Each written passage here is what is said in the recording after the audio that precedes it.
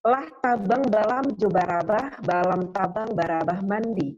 Ambo unjukkan salam jo sambah, sambah kota unjuk dari himsi sumbar. Kehadirin dan berbahagia hati. Assalamualaikum warahmatullahi wabarakatuh. Selamat malam Bapak, Ibu, dan para hadirin yang berbahagia.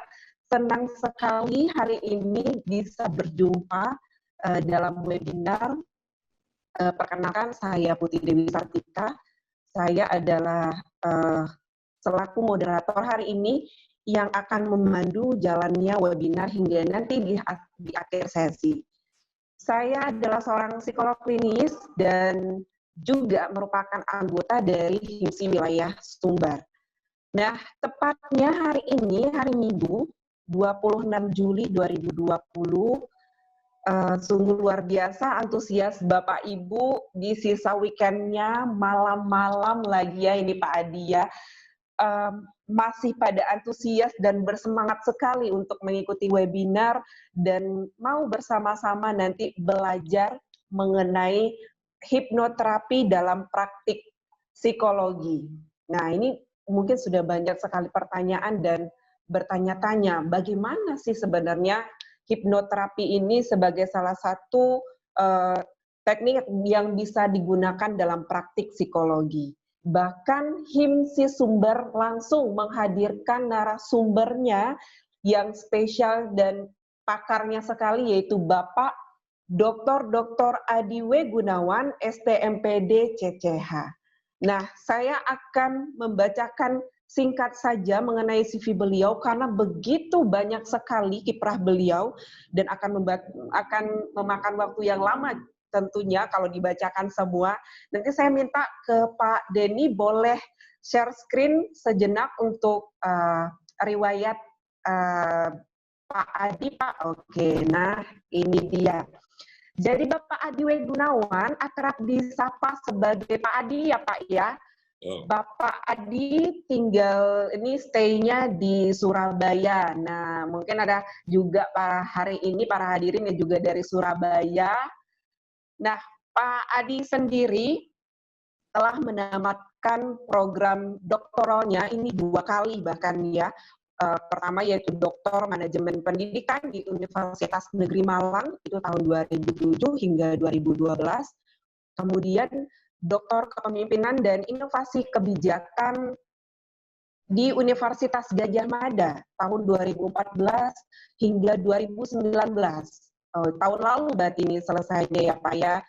Kemudian beliau ini merupakan Certified Clinical Hypnotherapist sekaligus pendiri dari kampus Institut Mind Technology di Surabaya. Nah, siapakah beliau? Nah, banyak sekali. Beliau bisa disebut sebagai peneliti, kemudian akademisi juga. Ya, beliau mengajar di beberapa kampus, itu diantaranya yang saya catat di sini yaitu Fakultas Psikologi di Universitas Gunadarma dan sebelumnya juga pernah di Universitas Surabaya. Selain akademisi, beliau juga praktisi hipnoterapi yang aktif sejak tahun 2005 dan saat ini menjabat sebagai Ketua Umum Asosiasi Hipnoterapi Klinis Indonesia atau AHKI. Selain itu, beliau juga penulis yang telah menerbitkan setidaknya 32 buku-buku yang laris. Wah, luar biasa, produktif sekali benar Pak Adi ini. 32 buku dengan tema pendidikan, sukses, hipnosis, hipnoterapi klinis, dan juga mind body medicine. Di sini teman-teman, Bapak Ibu dan para hadirin sudah bisa lihat juga buku-buku beliau. Ini adalah karya-karya beliau. Kemudian tadi juga sudah diperlihatkan begitu banyak pelatihan yang sudah beliau ikuti langsung dari pakarnya, baik di dalam negeri bahkan hingga ke luar negeri sekalipun. Saking banyaknya kiprah beliau, beliau bahkan dikenal sebagai Indonesia's leading expert in mind technology. Nah, untuk lebih lengkapnya, Bapak Ibu juga bisa mengakses website beliau di adiwegunawan.com, www.theheart.or.id, dan bisa juga menemui beliau di FB, Instagram, dan kanal YouTube beliau. Nah, ini semasa pandemi aktif sekali di kanal YouTube beliau, banyak sekali karya-karya free yang bisa dibagikan oleh beliau ke masyarakat. Jika ada pertanyaan mengenai sosok beliau ini, nanti Bapak Ibu juga bisa langsung kita tanyakan ke Pak Adi, karena Pak Adi sudah hadir di sini. Baiklah, saya tidak akan memperpanjang, mungkin itu sedikit gambaran mengenai sosok Pak Adi W. Gunawan, dan langsung saja kita sambut Pak Adi W. Gunawan. Silakan Bapak. Oke, selamat malam teman-teman semua. Selamat malam Putih. Pak Zera, gimana kabarnya semua? Sehat ya? Mantap. Mantap, oke. Jadi pertama-tama terima kasih nih Pak Zera dan teman-teman atas kepercayaannya dan kesempatan yang diberikan pada saya. Saya sebenarnya tuh sangat ingin jadi psikolog seperti teman-teman, jujur ya. Jadi sampai sekarang ini keinginan ini belum juga padam. Saya malah tanya ke teman-teman, ada nggak sih kalau bisa saya ngambil S2? Nggak apa-apa deh 2,5 tahun, 3 tahun lagi kuliah, tapi selesai jadi psikolog. Mereka bilang, boleh, tapi harus linear, S1, S2. Waduh, kalau S1, S2 mah lama banget. Akhirnya yang meneruskan cita-cita saya putri pertama kami. Jadi bulan lalu putri pertama kami baru diambil sumpahnya sebagai psikolog klinis. Nah, kalau bapaknya nggak bisa, anaknya nggak apa-apa lah ya. Oke, nah saya akan mulai presentasi materi saya ya. Oke, sebentar. Oke, jadi teman-teman sudah ini ya, sudah nonton ini ya, sudah nonton video saya yang di YouTube ya? Sudah Pak. Sudah ya? Sudah Pak. Oke, terima kasih. Jadi saya akan tinggal menambahkan saja ini. Hipnoterapi dalam praktek psikologi ya. Oke, apa itu hipnoterapi? Ini kan satu pertanyaan yang sering kali diajukan teman-teman. Hipnoterapi ini apa sih sebenarnya? Mudahnya begini teman-teman, hipnoterapi ini terdiri dari dua kata, hipnosis dan terapi. Jadi, kita mulai dengan hipnosis. Hipnosis ini apa sebenarnya? Hipnosis ini adalah, saya kutip dari definisi yang diberikan oleh Departemen Pendidikan Amerika, hipnosis ini adalah penembusan faktor kritis dari pikiran sadar dan diikuti dengan diterimanya pemikiran atau sugesti tertentu. Jadi di sini tidak ada kata orangnya tidak sadar atau fisiknya rileks, tidak. Jadi intinya adalah orangnya tetap sadar, tapi faktor kritis dari pikiran sadar ini berhasil kita tembus dan kita masuk ke bawah sadar. Nah, saya mendefinisikan hipnosis sebagai kondisi kesadaran bercirikan pikiran sadarnya rileks, jadi orangnya tetap sadar, fungsi kritis analitis pikiran sadar menurun, disertai dengan meningkatnya fokus dan konsentrasi, sehingga individu menjadi sangat responsif terhadap pesan atau informasi yang diberikan kepada pikiran bawah sadar. Sementara hipnoterapi adalah terapi boleh menggunakan pendekatan atau teknik apa saja yang dilakukan dalam kondisi hipnosis dengan tujuan mengatasi masalah emosi atau perilaku dan meningkatkan kualitas hidup individu. Jadi sudah jelas ya teman-teman ya. Nah, gampangnya begini. Hipnoterapi adalah hipnosis plus terapi. Hipnosisnya ini bisa terjadi karena kondisi yang disebut autohipnosis. Kita masuk ke kondisi hipnosis secara alamiah. Bisa self-hipnosis, kita menghipnosis diri kita sendiri. Bisa heterohipnosis, yaitu hipnosis yang dilakukan seseorang, dalam hal ini terapis kepada klien.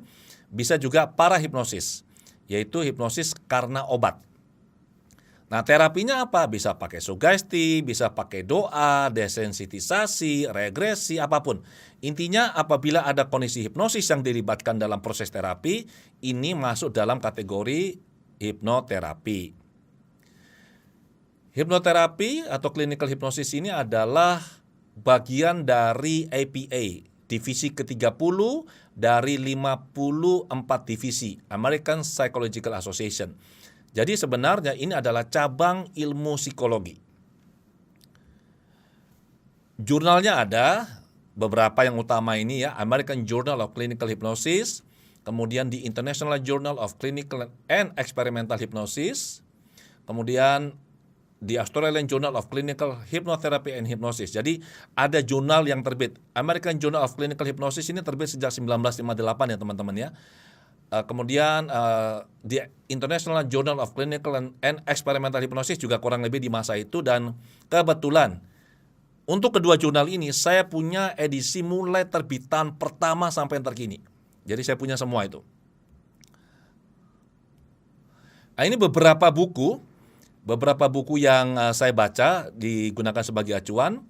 Ada buku handbook yang diterbitkan oleh Oxford, kemudian ada yang diterbitkan oleh Willie Blackwell ya, The Handbook of Contemporary Clinical Hypnosis, Handbook of Medical and Psychological Hypnosis, ini Gary Elkins, bagus banget bukunya ini, dan yang lain-lain. Jadi ada banyak deh bukunya. Teman-teman juga bisa search di Google Scholar, kalau ketik kata hipnosis nanti akan keluar sangat banyak tautan yang menjelaskan apa ini hipnosis, kemudian misalkan hypnosis and depression, nanti keluar nih banyak sekali tautan risetnya. Kemudian juga misalkan mengenai hipnoterapi juga akan keluar banyak sekali tautan dan artikel mengenai ini. Ini saya mengajar dulu sekali di Ubaya, saya mengajar standar 100 jam di Ubaya. Kemudian ini beberapa foto ya. Ini di Gunadarma saya rutin mengajar mahasiswa magister psikologi profesi, jadi S2 psikologi klinis di Gunadarma, Jakarta. Ini nanti karena ada masa pandemi gini tidak bisa offline, jadi awal bulan depan saya akan mengajar online untuk para mahasiswa. Ini kampus saya di Surabaya teman-teman, jadi saya mengajar hipnoterapi hanya di Surabaya ya kalau untuk publik. Dan ini suasana kelasnya, bagaimana ini proses pembelajaran berlangsung. Jadi ini sebenarnya adalah impian dari saya sudah lama sekali untuk bisa membangun kampus seperti ini. Ini adalah sesi live terapi. Jadi selama masa pendidikan setiap peserta mendapatkan kesempatan menyaksikan 4 sesi live terapi, melihat bagaimana teknik dan strategi hipnoterapi diaplikasikan untuk membantu klien. Dan ini kliennya bukan dari peserta tapi dari luar. Tidak ditampilkan di dalam layar ini karena sesuai dengan kode etik wajah klien tidak boleh ditampilkan di publik. Nah, ini adalah angkatan yang tahun lalu ya. Beberapa orang yang saya kagumi dalam dunia psikologi, tokoh-tokoh sudah sempat belajar ke tempat di Surabaya ya. Ada Ibu Dr. Nilam Widyarini, ada Profesor Quartarini, ada Ibu Dr. Indira Lasmi Gamayanti, ada Ibu Yosi dari USU, ada Ibu Dian Veronica, Bu Pio dari Undip, kemudian yang terakhir ada Bunda Sawitri, saya memanggil beliau sebagai Bunda, Prof. Sawitri Supardi. Dan di tahun lalu saya melakukan ujian terbuka, jadi saya meneliti mengenai bagaimana hipnoterapi ini dipelajari, diajarkan, kurikulumnya, standar kompetensinya, kemudian layanannya, standar marketingnya, standar harganya, dan seterusnya. Ini penelitian ini ditulis ke dalam disertasi yang judulnya Konstruksi Kebijakan Pendidikan dan Layanan Hipnoterapi Berbasis Praktek Lapangan dan Penerimaan Masyarakat. Jadi ini adalah riset saya mengenai praktek hipnoterapi di Indonesia dan banyak sekali temuan yang menarik mengenai hal ini ya. Ini adalah gambar pada saat lagi ujian terbuka dan ini setelah selesai. Oke, apa masalah yang bisa diatasi dengan hipnoterapi? Jadi sebenarnya gini teman-teman, apapun masalah yang berhubungan dengan emosi atau perilaku, hampir semua ya, saya bilang hampir semua, tidak bisa semua. Hampir semua bisa dibantu, diringankan atau diatasi dengan hipnoterapi. Berapa efektif hipnoterapi ini?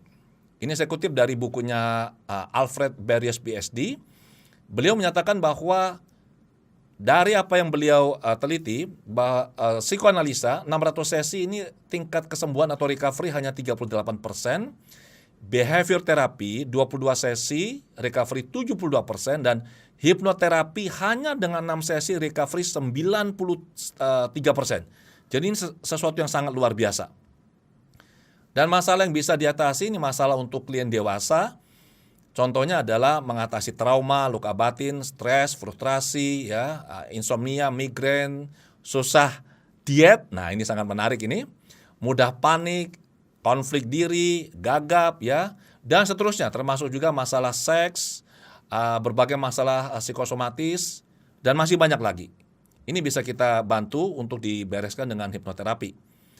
Pada klien anak juga sama, ada banyak sekali, ini hanya beberapa contoh ya. Anak yang korban pelecehan seksual, anak yang secara akademiknya itu rendah, padahal anak ini pinter, anak yang mengalami katakanlah pengabaian oleh orang tua, kekerasan di rumah, dan seterusnya. Jadi ada banyak sekali yang bisa kita lakukan untuk membantu anak-anak ini, dengan hipnoterapi tentunya. Nah, kalau bicara hipnoterapi tentu kita perlu membahas teori pikiran. Kita punya dua pikiran ya teman-teman ya, pikiran sadar, ini menurut teori hipnoterapi ya, pikiran sadar dan pikiran bawah sadar. Pikiran sadar mengendalikan kita itu 1-5%, sementara pikiran bawah sadar mengendalikan kita 5-95%.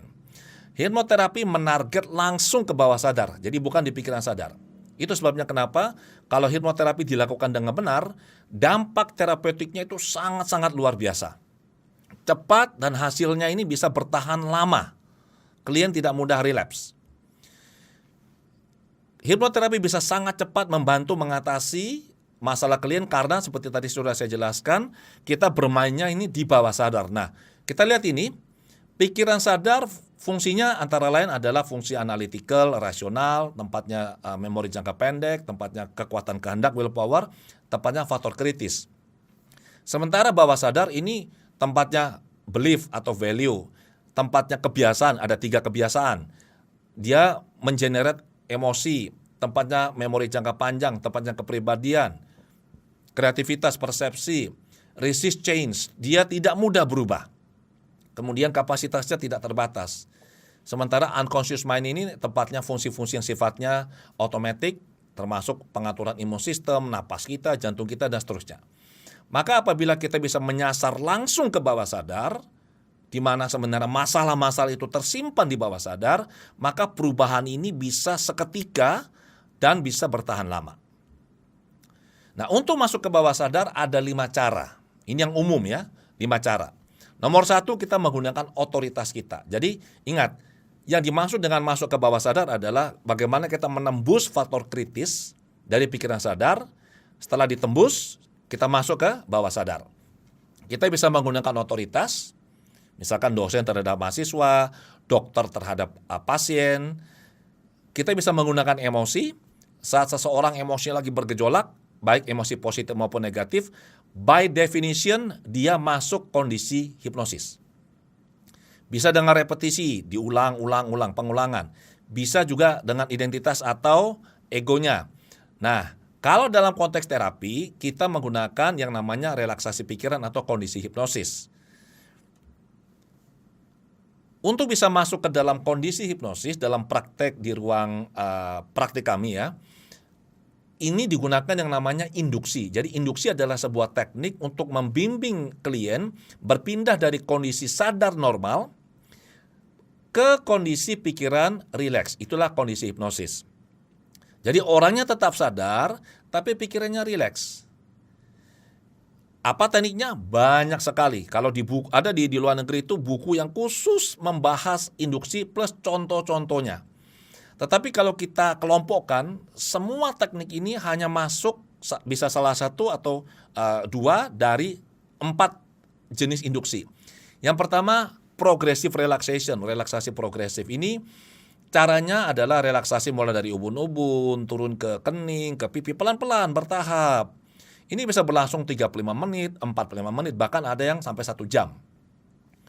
Yang kedua adalah emotionally induced induction. Artinya apa? Begitu seseorang mengalami emosi yang intens, dia sudah masuk kondisi hipnosis. Ini sering dijumpai kalau saya cerita di ruang praktik ya. Itu klien datang, misalkan kita wawancara, kalau teman-teman mengatakan tuh anamnesis, khususnya adalah anamnesis eksploratif ya. Kita tanya, ibu apa masalahnya? Atau dek apa yang terjadi? Dan tiba-tiba dia nangis. Wow, dia nangis. Begitu dia nangis, itu emosinya bergejolak, dia masuk ke kondisi hipnosis. Ini masuk kategori kedua, emotionally induced induction. Ada lagi yang rapid induction, 1-4 menit. Ada lagi yang instant induction. Nah, instant induction ini hanya butuh waktu beberapa detik. Ini yang sering ditampilkan di televisi, namanya induksi kejut atau shock induction. Jadi orang itu misalkan disalami, kemudian tangannya disentak, orangnya kaget, diperintahkan tidur. Orangnya tidur katanya. Sebenarnya nggak tepat itu tidur ya. yang, yang lebih benar adalah dia rileks. Jadi orang dalam kondisi hipnosis tidak tidur, dia pikirannya rileks. Instant induction ini dalam praktik hipnoterapi, kalau saya bisa dibilang saya tidak pernah mau menggunakan ini. Kenapa? Karena ini terlalu agresif. Jadi sifatnya sangat-sangat mendominasi klien. Jadi bayangkan klien itu datang, duduk di kursi, disalami sebentar, ditarik tangannya, dia kaget, diperintah sambil agak setengah teriak, tidur. Itu tidak baik. Apalagi misalkan ini kalau kliennya orang yang secara posisi otoritas di atas kita atau orang yang sudah sepuh, Anda bisa bayangkan. Tentu saja ini akan membuat ketidaknyamanan pada klien. Untuk bisa melakukan induksi membawa klien berpindah dari kondisi sadar normal ke kondisi hipnosis, kita tentu perlu mengenal tipe sugestibilitas. Saya kutip dari bukunya Kepes. Kepes menggolongkan klien itu ke dalam 3 kategori. Yang pertama, klien yang sifatnya physical suggestible. Jadi ini sugestibilitas fisik, ini ada 40% dari populasi. Ada yang nomor 2 ini adalah emotional suggestible. Sugestif secara emosional, ini 60%, lebih banyak. Yang ketiga adalah intellectual suggestible. Intellectual suggestible ini orang yang sangat kritis, pemikir, logikanya terus jalan, terus aktif. Ini adalah 5% dari yang tipe emotional suggestible. Nah, dalam praktik, orang tipe yang ketiga ini, intellectual suggestible ini yang biasanya paling dihindari oleh para hipnoterapis. Kenapa? Ini yang paling sulit dihipnosis katanya. Dan orangnya sangat kritis. Dari pengalaman praktik saya dan murid-murid saya, justru orang yang nomor 3 ini adalah orang yang paling mudah masuk kondisi hipnosis. Dengan catatan, dia terpuaskan rasa ingin tahunya. Nah, biasanya kalau hipnoterapis yang tidak siap, pengetahuannya tidak terlalu mendalam, waktu dikejar, ditanya, dicecar oleh orang yang tipenya intelektual suggestible, tidak bisa jawab. Nah, karena tidak bisa memuaskan rasa ingin tahu oleh orang yang sangat kritis ini, maka orang yang sangat kritis ini tidak lagi memandang si terapis sebagai figur otoritas yang bisa membantu dia. Makanya nggak bisa dihipnosis. Tapi dari pengalaman kami, orang ini adalah justru yang sangat mudah dihipnosis. Begitu dia percaya, rasa ingin tahunya sudah dipenuhi, selanjutnya dia bilang, oke, sekarang kita bisa mulai. Nah, saat itu kita bisa langsung membawa dia masuk ke kondisi hipnosis dengan mudah. Dan skrip yang digunakan untuk tiap tipe ini tentu saja berbeda ya. Sebentar. Level kedalaman hipnosis. Untuk melakukan terapi dengan efektif, saat teman-teman lihat di layar, dari kondisi sadar normal, kita melakukan induksi-induksi itu kita bisa baca skrip ya. Misalkan kita bilang sekarang, tarik napas panjang, hembuskan, dan rasakan relaksasi menyebar ke seluruh tubuh. Nah, itu artinya kita mulai menuntun klien ini berpindah dari kondisi sadar normal ke kondisi hipnosis. Kondisi hipnosis ini ada banyak kedalaman. Dari sadar normal dia turun ke hipnoidal, ke light trance, hipnosis dangkal ini ya. Medium trance, kondisi hipnosis menengah, deep trance, kondisi hipnosis dalam, extreme deep, sangat dalam. Dan kalau paling dalam, dia bablas, klien akan tidur. Jadi kondisi terburuk dari induksi yang kita lakukan adalah klien tidur, tidak akan lebih dari itu. Terapi akan sangat efektif dalam konteks hipnoterapi apabila dilakukan, syaratnya adalah klien harus berada di dalam kondisi deep trance. Kalau dia hipnoidal, light trance, atau medium trance, itu pikiran sadarnya, faktor kritisnya tuh masih juga aktif itu. Jadi itu akan mengganggu proses terapi. Kalau orang dalam kondisi deep trance, dia tetap sadar? Ya. Dia bisa nggak buka mata kapanpun? Bisa. Dia mau bohong bisa nggak? Bisa kalau dia mau. Dia tetap sadar. Tetapi karena dia sudah begitu rileksnya, maka proses terapi yang kita lakukan tidak diganggu oleh pikiran sadarnya. Maka kita bisa menjangkau bawah sadarnya dan melakukan perubahan dengan cepat. Jadi syaratnya harus di deep trance. Kendala kebanyakan hipnoterapis adalah mereka satu, tidak bisa membawa orang masuk ke kondisi deep trance. Kalaupun mereka bisa bawa masuk, mereka tidak melakukan uji kedalaman. Jadi pokoknya baca skrip saja, setelah skripnya selesai, kemudian mereka melakukan terapi. Ini tidak tepat. Hipnoterapis yang kompeten, yang profesional, dia harus bisa mengukur seberapa dalam kondisi orang ini baru dilakukan intervensi di situ ya. Sumber masalah menurut perspektif hipnoterapi. Saya kutip dari bukunya Charles Tabbets. Ini salah satu legenda dalam dunia hipnoterapi. Judulnya bukunya Miracles on Demand. Menurut beliau ada 7 sumber masalah yang membuat seseorang itu akhirnya minta bantuan hipnoterapi. Yang pertama adalah karena dia menghukum dirinya sendiri, itu self punishment. Muncullah masalah.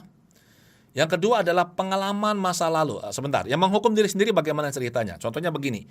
Ada seorang klien saya yang tiba-tiba mengalami impotensi. Dia datang, seperti biasa, saya wawancara, anamnesis, mendalam saya tanya apa yang terjadi, mulai kapan dia merasakan gangguan seksual seperti begini ya. Dia bilang kira-kira 3 bulan yang lalu Pak. Oke, apa yang terjadi 3 bulan yang lalu? Agak malu-malu dia cerita. Akhirnya dia cerita bahwa dia dapat tugas keluar kota dan di situ dia nginap di hotel, tidak sengaja jumpa dengan mantannya dulu. Waktu SMA, sekarang sudah sama-sama punya karir bagus, sama-sama punya keluarga. Dan di situ akhirnya mereka ngobrol dan kok rasanya gregetnya mulai muncul lagi, ada GGC. GGC itu getar-getar cintanya muncul lagi. Dan akhirnya ya sudahlah, teman-teman tahu apa yang terjadi ya. Jadi mereka akhirnya ya senang-senanglah di kamar. Hanya buat senang-senang saja, mengulang kembali memori di masa SMA. Tidak ada yang istimewa di situ. Dan kemudian dia pulang ke rumah. Rupanya bawah sadarnya tidak mengizinkan ini dia lakukan. Kenapa? Dia melanggar janji pernikahannya dia. Dia melanggar aturan agama. Ini zina ini. Oleh bawah sadarnya akhirnya orang ini dihukum, dibuat impoten. Dia tidak tahu kenapa. Saya tanya, kamu ada kolesterol nggak? Enggak. Ada sakit gula nggak? Diabetes nggak? Tidak. Kamu lagi stres nggak? Tidak. Kenapa ya? Akhirnya bawah sadar mengungkap. Kasih tahu ke saya sebagai terapis, saya menghukum dia supaya dia tidak bisa berhubungan dengan perempuan lain. Saya bilang, kamu salah melakukan ini. Bawah sadar bilang, salahnya di mana? Kalau kamu bikin dia impoten, ya, dia nggak bisa berhubungan dengan semua wanita, termasuk istrinya. Kan tujuan kamu kan supaya bisa sama istrinya, tapi nggak bisa sama wanita lain kan? Bawah sadarnya bilang apa? Iya ya, saya nggak mikir ya. Nah, maka saya bilang, sekarang saya ajarin cara yang benar. Nah, saya koreksi di situ ya. Selesai itu dia langsung beres, sembuh. Bisa pengalaman masa lalu, nah ini karena trauma ya, ada apa yang terjadi di masa kecil, mungkin anak itu ditinggal, mungkin karena pelecehan seksual, macam-macam. Bisa juga konflik internal. Nah, konflik internal ini yang paling mudah sekali adalah apa? Apabila misalnya nih, ada 2 pilihan. Paling gampang itu adalah orang susah diet. Coba, yang satu mau diet, satu bagian bilang jangan. Satu mau diet, satu mau bilang jangan. Atau orang suka menunda-nunda, itu adalah konflik internal. Satu bilang saya mau olahraga, satu bilang tidur dulu lah, 5 menit lah. Satu saya mau olahraga, nanti dulu lah. Saya harus mengerjakan tugas ini, santai dulu lah. Konflik ini akan bikin masalah. Biasanya orang kalau mengalami konflik hebat dalam dirinya dia, itu simptomnya kepalanya sering pusing gitu. Kemudian ada lagi masalah saat ini yang belum terselesaikan. Maksudnya apa? Orang lagi mengalami masalah dan ini belum selesai, terus saja berlanjut. Misalnya suami selingkuh.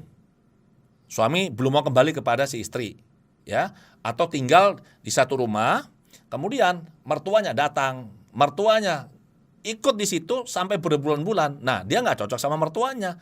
Selama mertuanya nggak pulang, ini masalahnya belum selesai nih. Akan membuat stres dirinya dia. Ada lagi karena secondary gain, motivasi ya, dia mendapatkan keuntungan dari sini. Banyak nih kalau anak-anak biasanya setiap Senin sakit, panas, meriang ya. Kenapa? Karena Senin ada pelajaran yang dia tidak suka. Itu motivasi ya. Bisa juga suami, ada family yang kalau misalkan istrinya melarang dia melakukan sesuatu yang dia suka, dia pasti sakit. Nanti macam-macam penyakitnya sampai istrinya mengizinkan dia melakukan yang dia minta. Ada identifikasi, kita meniru seseorang dan ini banyak saya temukan. Saya cerita dari ruang praktek ya. Ada teman yang waktu kecil dibilang, wah ini persis papanya ini.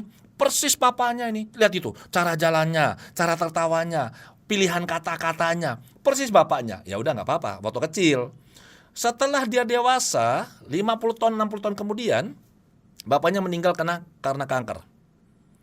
Program yang mengatakan dia persis bapaknya dan dia mengidentifikasi dirinya seperti bapaknya, apa yang terjadi setelah bapaknya meninggal? Gak lama dia mulai menunjukkan simptom yang sama dengan bapaknya, termasuk juga gula.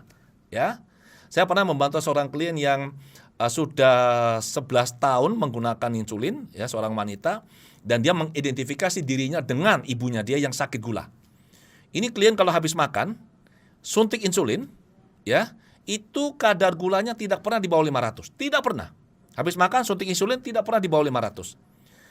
Ditemukan akar masalahnya, saya proses identifikasinya, saya putus, tidak lagi berlanjut. Setelah itu kadar gulanya turun di bawah 300. 2 tahun yang lalu saat dia memberikan update-nya ke saya, itu dari kadar apa sih namanya itu yang untuk HbA1c. HbA1c dari 14 turun ke 6,9. Luar biasa ini, dari 14 turun ke 6,9 ya. Kemudian imprint adalah sugesti atau kepercayaan, belief yang dimasukkan oleh figur otoritas. Misalnya nih, kamu tuh gak mungkin bisa sukses, kamu tuh besar kan jadi orang susah, atau kamu nih cantik, kamu nih berharga. Nah, tergantung sugesti apa yang diberikan. Salah satu contoh imprint adalah begini. Siapa di sini teman-teman yang misalnya nih kalau pas lagi kena air hujan sedikit saja pasti gebres-gebres, bersin-bersin, kemudian batuk, pilek, banyak ya? Itu kenapa? Itu imprint. Kalau saya bilang sama klien, ini karena Anda dapat imprint dari orang tua atau dari lingkungan. Oh, nggak mungkin, Pak. Saya bilang gini loh. Kalau Anda mandi keramas, di kamar mandi, nggak pakai apa-apa, airnya begitu banyak mengalir, ya pakai shower, seluruh badan basah, Anda nggak batuk pilek.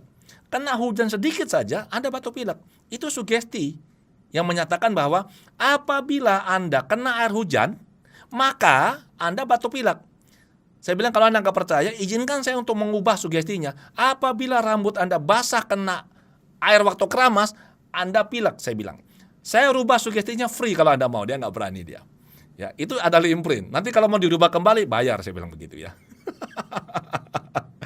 Oke, ini 7 sumber masalah ya. Nah, proses terciptanya simptom seperti apa? Ini saya kutip dari workbook Scientific EEG and Clinical Hypnotherapy, workbook yang saya gunakan untuk mengajar hipnoterapi ya.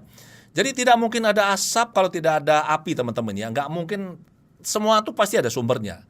Kalau ada asap, kita pasti tahu tuh ada apinya tuh. Jadi ada sebuah kejadian paling awal, kita sebut dengan ISE, Initial Synthesizing Event, itu A. Begitu atau kita mengalami sesuatu, bisa saja langsung muncul simptom. Atau bisa saja belum jadi, ada kejadian berikutnya, SSE1, Subsequent Synthesizing Event. Ini istilah adalah, SSE adalah kejadian lanjutan yang menguatkan kejadian pertama. Oh, ini belum jadi simptom, oke lanjut lagi.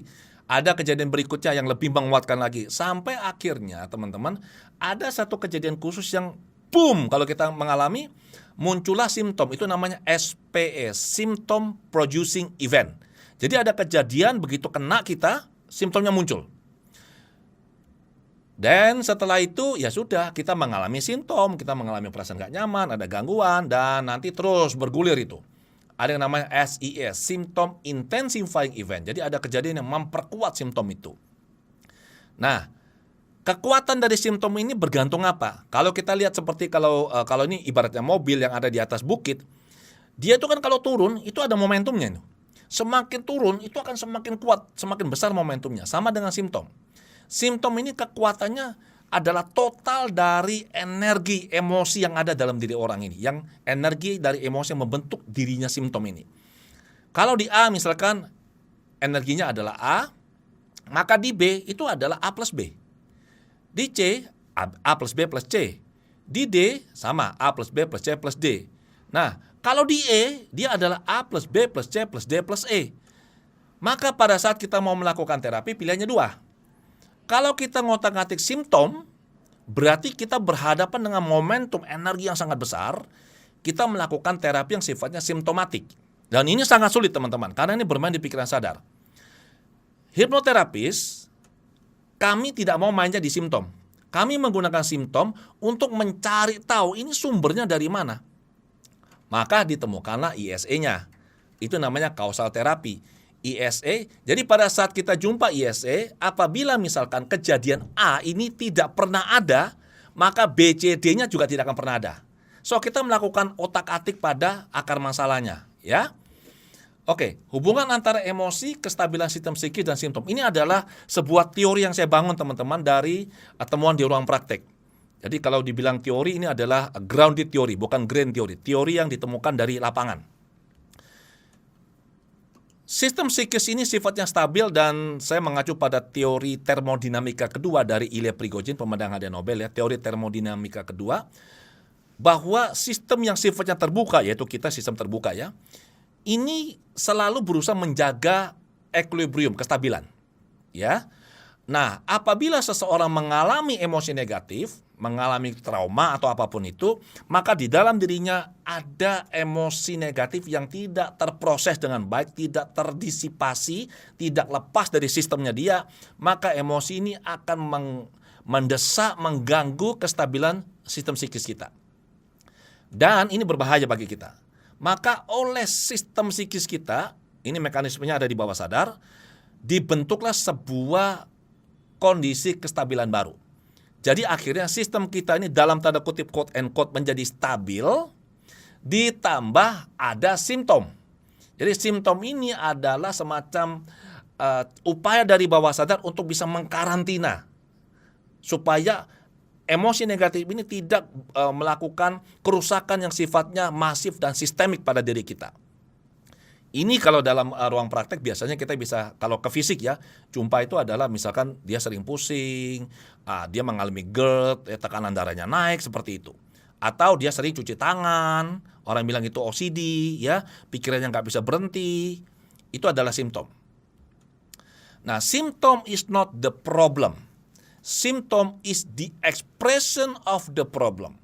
Jadi apapun simptom itu dia bukan masalahnya, dia adalah ekspresi dari masalah. Contoh, ada orang yang sulit tidur, tiba-tiba mengalami gangguan susah tidur, dia insomnia.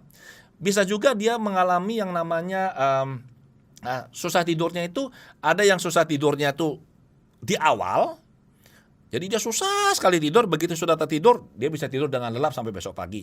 Ada juga yang tidurnya itu mudah, tapi tengah malam terbangun dan setelah itu susah dia tidur. Ada macam-macam gangguan tidur. Nah, gangguan tidur ini adalah simptom. Maka kita perlu mencari tahu kenapa dia susah tidur, tadinya nggak apa-apa kok. Atau anak misalkan, yang tadinya anak ini baik, rajin, nurut, anak ini sopan, kenapa sekarang tiba-tiba ini kok gampang marah, gampang sekali agresif perilakunya berubah. Berarti itu adalah simptom. Problemnya yang kita harus cari. Nah, saya kalau untuk anak biasanya saya akan melakukan wawancara pada orang tua dan biasanya akan dijumpai, ada masalah di rumah biasanya ya. Nah, prinsip kerja hipnoterapi, nomor 1, simptom atau masalah adalah bentuk komunikasi dari pikiran bawah sadar ke pikiran sadar dengan muatan pesan yang spesifik. Jadi, kalau misalkan orang ini susah tidur, itu sebenarnya pesan dari bawah sadar ke pikiran sadar. Ibaratnya begini loh, hei, ini ada masalah nih di sini nih, kamu tolong bereskan dong. Cuma bawah sadar tidak bisa berkomunikasi dengan cara seperti yang baru saya ungkap begini. Bawah sadar memunculkan dalam bentuk simptom. Yang kedua, simptom muncul atau tercipta melalui rangkaian proses yang selalu diawali dengan kejadian paling awal. Jadi ada kayak tadi ya, ada ISE, ada SSE, selalu. Kemudian simptom bertujuan melindungi individu dari hal-hal yang dipersepsi merugikan atau membahayakan individu. Contohnya apa? Ada seorang, misalkan orang dewasa lah, posisinya sudah bagus, katakanlah seorang manajer. Kemudian diminta untuk memimpin sebuah rapat. Dia berdiri di depan, sudah siapkan presentasi, materi semua. Begitu mau mulai bicara, tiba-tiba dia blank. Keringat dingin mengucur, mukanya pucat, tangannya gemetar. Ini adalah simptom. Kenapa? Dari pengalaman saya bantu klien seperti ini, waktu saya cari akar masalahnya, ternyata waktu dia kecil di usia 5 tahun, dia pernah mengalami hal serupa. Di sekolahnya dia disuruh ke depan oleh gurunya, saat itu dia masih TK, disuruh nyanyi, dia lupa, nggak bisa nyanyi, di situ dia diketawain gurunya, diketawain temennya, dia malu, dia merasa takut. Nah, ini terbawa sampai dewasa. Jadi pada saat dia, dalam tanda kutip ya, mengulang kejadian, dia di depan umum, di depan teman-temannya, entah mau nyanyi atau presentasi, maka bawah sadar memunculkan gejala yang sama. Artinya apa? Kamu jangan di depan sini. Kalau di depan nanti kamu akan dipermalukan seperti dulu. Itu fungsi simptom. Kekuatan dan intensitas simptom berbanding lurus dengan intensitas emosi yang mendasari munculnya simptom. Ini penting sekali teman-teman. Ya, apabila emosi di bawah sadar ya, emosi yang membuat munculnya simptom ini berhasil kita hilangkan, kita neutralisir dengan teknik, maka simptomnya pasti berhenti. Pasti. Yang 5, pilihan simptom sepenuhnya bergantung pada dinamika pikiran bawah sadar. Jadi ada orang si A mengalami kejadian yang sama, simptomnya munculnya berbeda dengan yang si B. Jadi itu semua tergantung pada bawah sadar masing-masing. Nah, ada yang tanya, saya baca pertanyaan yang dikirim ke saya, kenapa hipnoterapi ini tidak masuk di dalam HIMSI atau dalam katakanlah semacam kayak praktek psikologi? Tidak bisa, karena hipnoterapis ini tidak termasuk dalam tenaga kesehatan. Tenaga kesehatan ini kan ada 13 kategori, seperti yang diatur dalam Undang-Undang Tenaga Kesehatan, Undang-Undang Nomor 36 tahun 2014. Hipnoterapi ini prakteknya diatur, nah di sini ada ya, melalui Undang-Undang Pelayanan Kesehatan Nomor 36 tahun 2009, ada Permenkesnya, dan yang terakhir ini adalah PP 103 tahun 2014. Jadi hipnoterapi ini masuk ke dalam kategori layanan kesehatan tradisional. Dengan PP 103 2014 masuk ke dalam kelompok terapi olah pikir. Jadi hipnoterapis bukan tenaga kesehatan, ya. Nah, ini cara kerja teman-teman psikolog ya. Individu ada masalah, ada simptomnya kan? Datanglah ke psikolog, bisa nanti di auto anamnesa, bisa alo anamnesa, bisa nanti diobservasi, wawancara klinis, macam-macam. Mungkin diukur macam-macam. Intinya perlu dilakukan penegakan diagnosa. Setelah dilakukan penegakan diagnosa, baru akan dipikirkan bagaimana solusinya. Apa yang harus dilakukan untuk membantu si klien ini. Nah, solusinya apa? Bisa lewat konseling, ya. Bisa juga melakukan pendekatan terapi, pendekatan psikoterapi. Nah, ini saya kutip dari bukunya Corsini Wedding, dari buku Current Psychotherapist edisi ke-9. Ada banyak sekali pendekatan psikoterapi yang saat ini lagi marak digunakan ya. Ada psikoanalisa, psikoterapi Adlerian, analytical, client-centered, rational emotive therapy, dan seterusnya.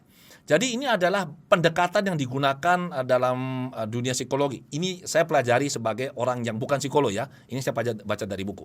Nah, bagaimana dengan hipnoterapi? Hipnoterapi pendekatannya hanya 2. Hanya ada 2 pendekatan atau penyelesaian masalah dalam hipnoterapi. Setiap hipnoterapis AWGI ataupun AHKI wajib memegang dengan teguh prinsip ini, ya, pesan dari Hippocrates ini.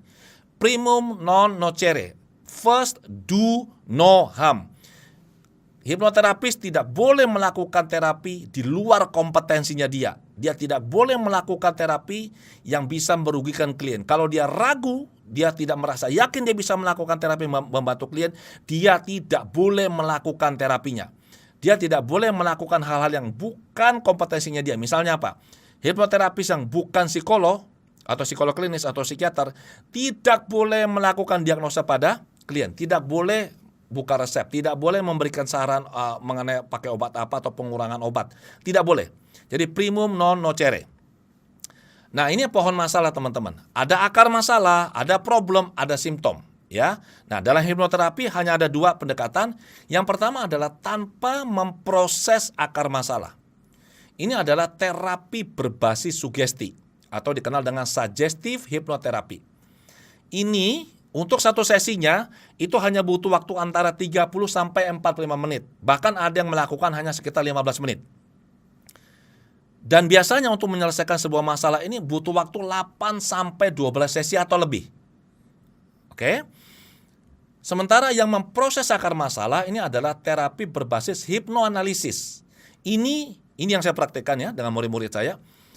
Melakukan terapi ini bisa antara 2 sampai 4 jam. Kalau pengalaman saya, kalau ini saking lagi off ya karena masa pandemi. Biasanya kalau tidak pandemi begini, saya setiap hari terima klien. Dan rata-rata klien yang saya tangani paling cepat itu 3 jam, paling cepat. Karena untuk melakukan anamnesis eksploratifnya saja saya butuh waktu sekitar 1,5 jam sampai 2 jam. Jadi 2 sampai 4 jam per sesi, bahkan saya pernah sampai 5 jam langsung non-stop dalam satu sesi. Berapa sesi yang kita butuhkan untuk membereskan sebuah masalah menggunakan terapi berbasis hipnoanalisis? Standarnya kami adalah maksimal 4. Jadi kalau klien mau jumpa saya, mereka sudah tahu. Mereka komit 4 sesi, saya komit 4 sesi. Komit artinya apa? Dalam 4 sesi ini maksimal. Kalau 1 sesi selesai ya sudah nggak usah dilanjutkan. Kalau 2 sesi selesai nggak usah dilanjutkan. Kalau sudah 1, 2, 3, 4 sesi tidak bisa tuntas, saya sebagai hipnoterapis harus tahu diri. Artinya kompetensi saya tidak bisa untuk membantu klien ini. Maka saya perlu mundur dan saya bilang, maaf Bapak, Ibu atau siapa, saya nggak mampu. Bapak, Ibu, saya sarankan mencari terapis lain yang lebih kompeten daripada saya. Tapi teman-teman saya beritahu ya, dari pengalaman kami, kalau terapi berbasis hipnoanalisis, rata-rata 1-2 sesi clear. 1 sampai 2 sesi clear, rata-rata ya. Nah, proses hipnoterapi seperti apa? Simple. Apapun pendekatannya, mau berbasis sugesti, dengan tidak memproses akar masalah, atau dengan hipnoanalisis memproses akar masalah, maka selalu langkahnya adalah 5 ini, selalu. Nomor 1, pengawalan. Pengawalan itu klien datang, isi formulir, kita melakukan anamnesis, kita wawancara secara mendalam, ya. Kemudian setelah itu kita melakukan induksi. Kita membawa klien pindah dari kondisi sadar normal ke kondisi hipnosis. Dalam proses induksi kita melakukan pendalaman atau deepening. Kita membawa klien lebih dalam lagi, masuk ke kondisi hipnosis. Dan harus dilakukan uji kedalaman di sini, ya. Setelah kalian masuk ke kondisi kedalaman yaitu deep trance seperti yang kita inginkan, barulah kita melakukan terapi. Nah, kalau terapinya berbasis sugesti, maka di nomor 4 ini si terapis akan membacakan sugesti skrip kepada si klien. Setelah selesai baca, diakhiri. Kalau misalkan terapinya berbasis hipnoanalisis, maka di nomor 4 ini si terapis akan membantu klien untuk mencari dan menemukan akar masalah. Setelah jumpa akar masalahnya, maka akar masalah ini harus diproses tuntas sehingga trauma atau apapun masalah itu menjadi selesai. Barulah setelah itu dilakukan pengakhiran. Jadi apapun pendekatannya selalu ada 5 langkah ini, selalu, ya, tidak mungkin tidak. Nah, hipnoterapi, klien datang, kita wawancara, hipnoterapis dilarang melakukan diagnosa. Dilarang melakukan tes kepada klien, dilarang. Saya kalau misalkan butuh pendapat profesional, apakah dia benar OCD kah, apakah dia ini benar IQ-nya nggak tinggi kah, ataukah dia benar mengalami masalah apalah begitu. Kalau saya butuh pendapat mengenai ini, saya akan merujuk klien kepada lembaga psikologi. Yang kalau saya di Surabaya, saya akan merujuk kepada PKLP Universitas Surabaya. Jadi Pusat Konseling dan Layanan Psikologi. Jadi nanti akan dicek. Misalkan ini ada anak yang problem saja di sekolah, tapi nilainya tinggi sekali. Saya curiga jangan-jangan anak ini jenius. Karena dia jenius, dia tuh bosan dengan pelajaran di sekolah, dia ganggu temennya karena dia sudah bisa. Maka saya kirimlah anak ini ke PKLP untuk dites. Nah, ada teman saya psikolog klinis di sana. Nanti laporannya diberikan ke saya. Wah, ternyata benar nih anak ini IQ-nya misalkan pada skala Wechsler 143 misalkan. Wah, anak ini luar biasa pinternya. Maka saya bilang sama orang tuanya, saya nggak bisa bantu kalau kayak begini. Anak ini harus dikonsultasikan kepada siapa? Teman saya yang lain, Ibu Evi Cahyono, ya, psikolog di Surabaya yang memang ahlinya adalah di Gifted Education, GE. Maka kita kerjasama seperti itu. Nah, misalkan klien yang biasa-biasa saja datang, wawancara, kemudian dari wawancara akan ditentukan apa solusinya. Ingat ya, tanpa penegakan diagnosa. Hipnoterapis tidak pernah bekerja dengan hasil diagnosa. Hipnoterapis bekerja dengan simptom. Oke? Nah, solusinya ada 2. Dengan sugesti atau dengan hipnoanalisis. Hasil penelitian saya menyatakan bahwa sekitar hampir 90% ya, 87 sekian persen hipnoterapis Indonesia menggunakan pendekatan sugesti. Tapi saya sebenarnya yakin di atas 95%. Jumlah sampelnya saya saja yang tidak terlalu banyak, cuma sekitar hampir 400. Kalau saya misalkan sempat mewawancari sampai 1.500 atau 2.000 hipnoterapis, saya yakin di atas 95% itu. Nah, sekarang kita mau pakai sugesti atau mau pakai hipnoanalisis? Terserah ya, tergantung sertifikasi dari si hipnoterapis. Nah, kalau mau menggunakan sugesti, maka syaratnya adalah 1, terapis mampu membantu klien mendefinisikan masalah dengan tepat dan akurat. Jadi kalau klien bisa saja datang, waduh Pak Adi, saya ini stres. Stres maksudnya apa? Ya, saya ini kan begini loh, anak saya ini kan nakalnya luar biasa. Saya bilang, terus? Sementara suami saya nggak mau bantu saya ngurusin anak. Terus saya stres. Saya bilang, ibu stres atau ibu marah pada suami karena nggak mau bantu? Ya Pak, betul. Saya marah dan kecewa. Saya bilang itu beda sama stres loh Bu. Jadi kita membantu klien mendefinisikan masalah dengan tepat dan akurat. Kalau berbasis sugesti ya. Setelah itu kita perlu menyusun skrip. Setelah skripnya tersusun, kita harus bisa menuntun klien masuk ke kedalaman hipnosis yang kita butuhkan untuk melakukan terapi. Barulah kemudian kita berikan sugesti. Nah, skrip untuk menyusun sugesti ini harus disusun mengikuti aturan yang baku. Ada 17 aturan yang tidak boleh dilanggar. Harus diikuti. Salah satu contoh misalkan, hipnoterapis yang tidak mengerti bagaimana cara menyusun skrip itu tidak akan bisa membantu kliennya. Misalkan ini kesalahan yang sering dilakukan ya. hipnoterapisnya bilang gini, setelah ini Anda akan percaya diri, Anda akan sabar dengan suami Anda. Perkataan kalimat atau kata akan, future tense ini tidak boleh digunakan karena di bawah sadar yang berlaku hanyalah sekarang, now. Tidak ada past, tidak ada future. Nah, ini salah satu yang tidak boleh dilanggar, oke? Contoh lain lagi adalah bilang apa? Anda pasti sukses, itu salah itu. Bawah sadar akan mendefinisikan sukses ini apa? Anda pasti berhasil. Berhasil di bidang apa? Berhasil tidak naik kelas, berhasil tidak mencapai target atau apa? Kita harus memberikan elaborasinya apa. Ya, jadi ada 17 aturan yang tidak boleh dilanggar ya. Kemudian terapis mampu mengatasi penolakan yang timbul dari pikiran bawah sadar klien. Kemudian nomor 5 sangat penting, terapis mampu melakukan uji hasil terapi. Ini harus dilakukan ini. Kalau dia menggunakan terapi berbasis hipnoanalisis, itu sama, 1, 2-nya sama. Kemudian yang ketiga adalah terapis harus bisa mencari, menemukan, dan memproses tuntas akar masalah menggunakan teknik yang sesuai ya. Kemudian terapis juga harus mampu mengarahkan dan mengendalikan katarsis yang klien alami. Seringkali dalam proses kita mencari akar masalah, yang terjadi adalah apa? Klien misalkan mundur ke masa pada saat dia kecil, dia mengalami pelecehan atau dia mengalami trauma ya. Tentu saja akan ada katarsis di situ. Nah, terapis harus bisa mengatasi ini, mengarahkan. Kemudian terapis harus mampu melakukan uji hasil terapi. Yang nomor 5 ini sangat penting. Ini secara khusus saya bahas di sini ya. Hipnoterapis baik yang menggunakan teknik sugesti atau hipnoanalisis, usai melakukan terapi pada klien, wajib melakukan uji hasil terapi. Untuk memastikan terapi yang dilakukan benar-benar berhasil mencapai tujuan terapeutik yang diharapkan.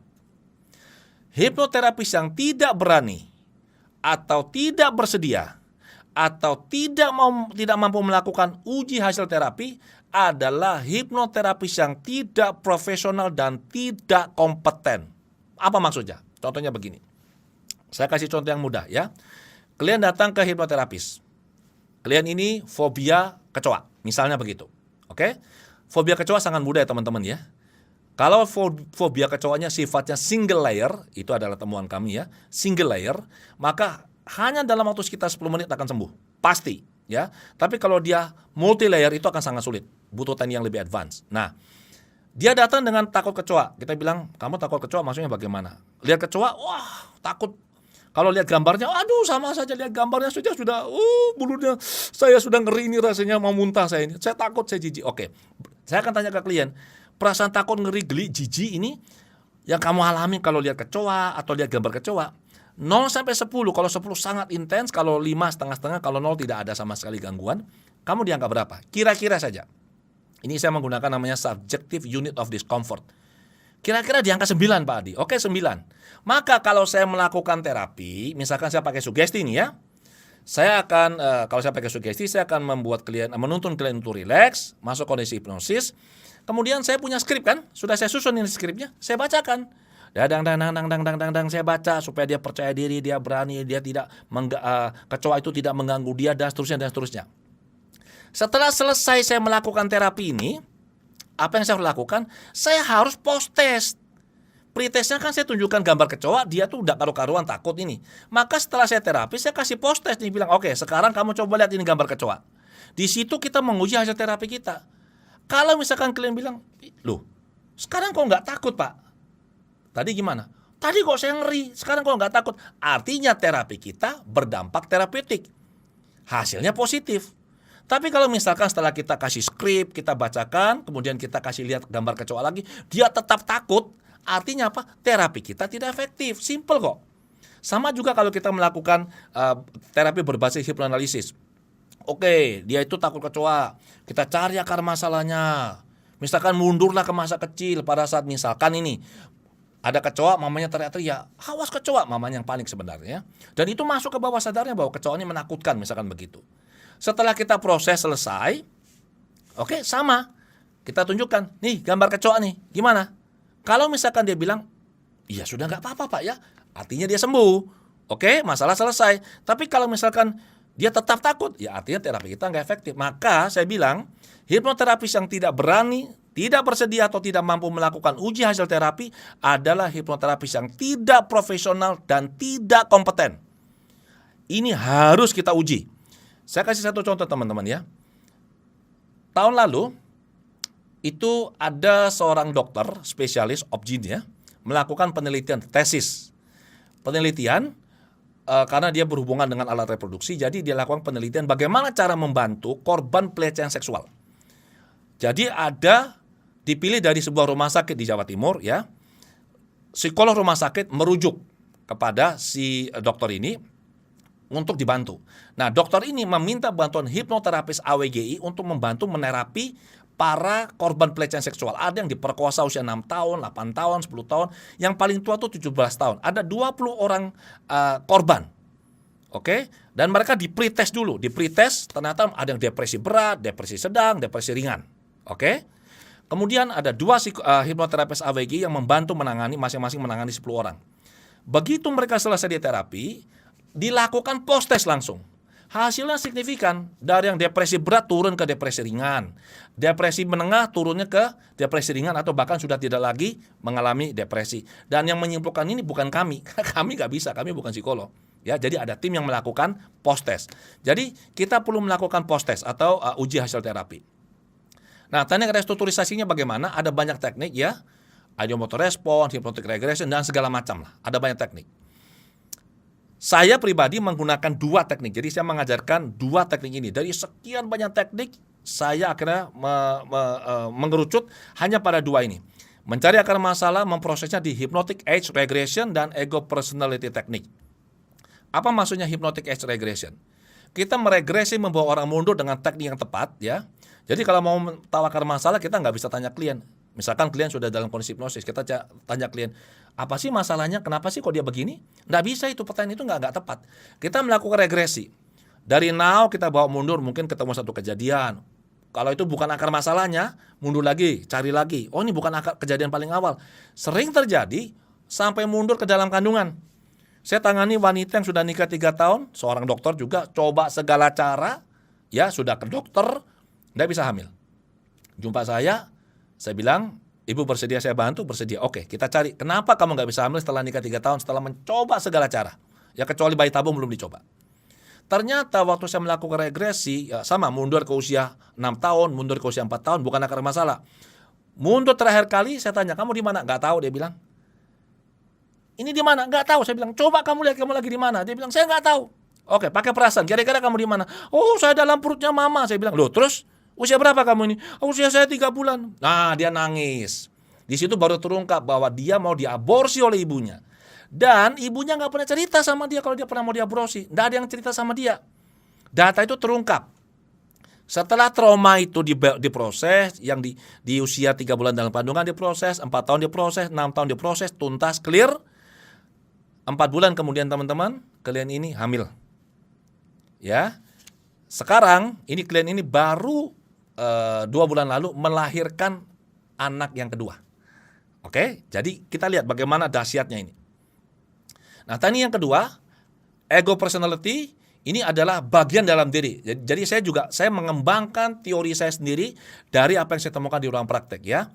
Jadi dulu sempat diminta oleh Prof. Quartarini dan juga Ibu Damayanti untuk kalau bisa saya menulis lagi sebuah disertasi khusus membahas mengenai ego personality. Saya bilang, izin Pak, ini kita kedatangan langsung bubonya ini, ada Prof. Quartarini yang sudah masuk juga. Oke, terima kasih.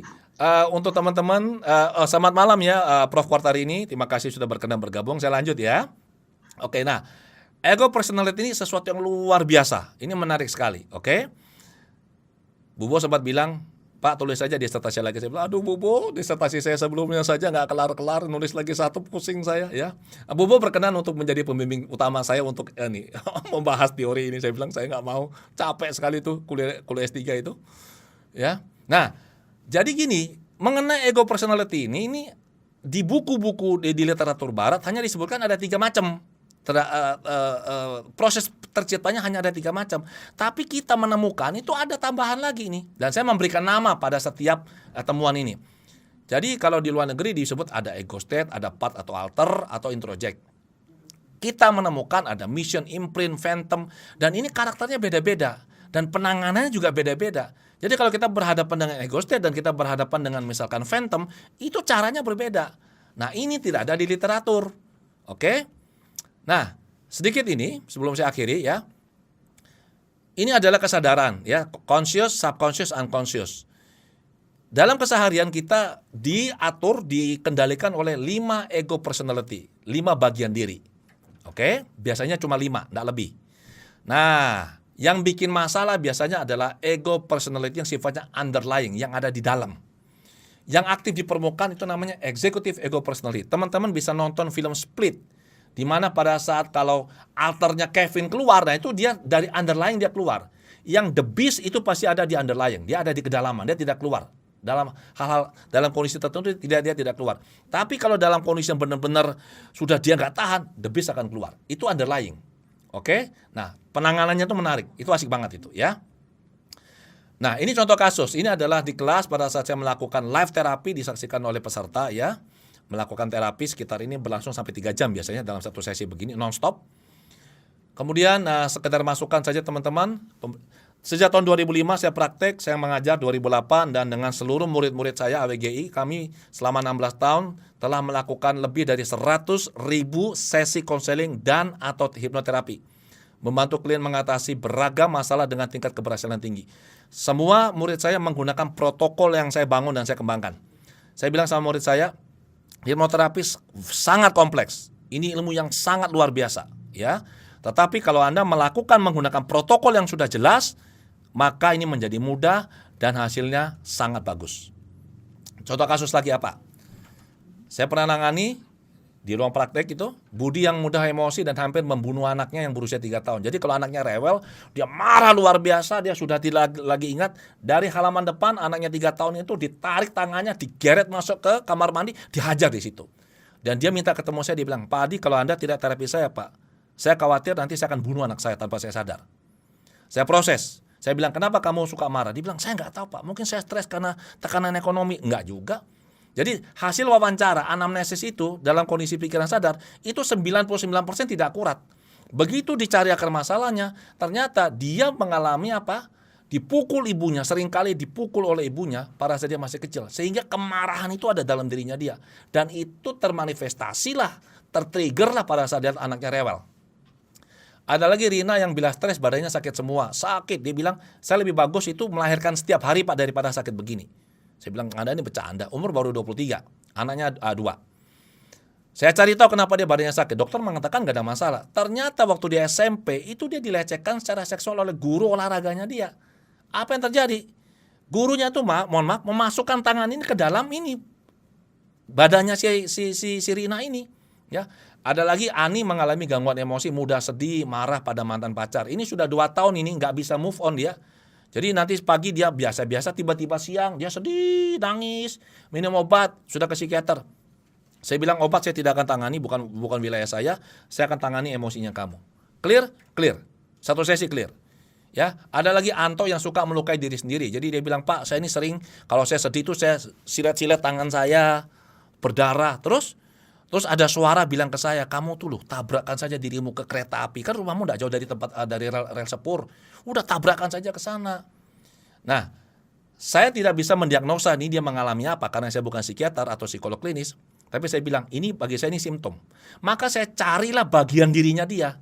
Ketemu, ada satu bagian diri seorang wanita yang sudah tua dalam dirinya dia yang sayang sama si klien ini, si Anto, tapi juga merasa kasihan karena Anto ini misalkan di rumah tidak bahagia, dia tidak ada teman. Jadi dia bilang, daripada kamu menderita ya sudah mati aja sekalian dah. Jadi ini yang membisiki si Anto supaya bunuh diri. Ini diproses. Kalau ini sebentar, Anto ini satu sesi suaranya hilang, tapi kecenderungan untuk dia melakukan silet-silet itu baru clear di sesi kedua, ya. Ada lagi kasus anak, ini ada Erwin yang mau membunuh kedua orang tuanya. Waduh, ini anak sudah SMA, badannya 85 kilo, gede. Dia mau bunuh orang tuanya, ada kemarahan luar biasa. Saya cari dari mana asal kemarahan sejak dia kecil. Karena mamanya sangat-sangat mendesak dia untuk akademik harus bagus. Kalau nilainya jelek, dia dihukum. Dia tiap hari harus les, tidak boleh libur. Sabtu Minggu tetap. Kalau dia tidak melakukan seperti yang mamanya inginkan, dikurung masuk di kamar mandi, tidak dikasih makan, pernah dirantai, pernah dikunci di pagar di depan rumah, coba lihat. Jadi dia punya kemarahan besar. Clear, anaknya sekarang kuliah di Jakarta, ya sudah bagus. Raffi yang tidak berani tampil di depan umum, clear. Johan korban bullying teman-temannya dan gurunya, beres, ada.